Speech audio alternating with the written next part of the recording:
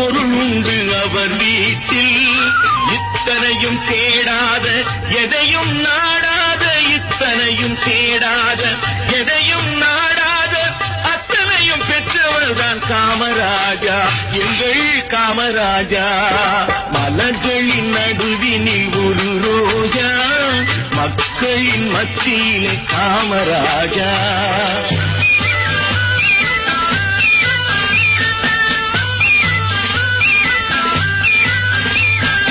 India என்பதுதான் அவர் வீடு, இந்திய மக்கள் எல்லாம் அவர் பிள்ளை.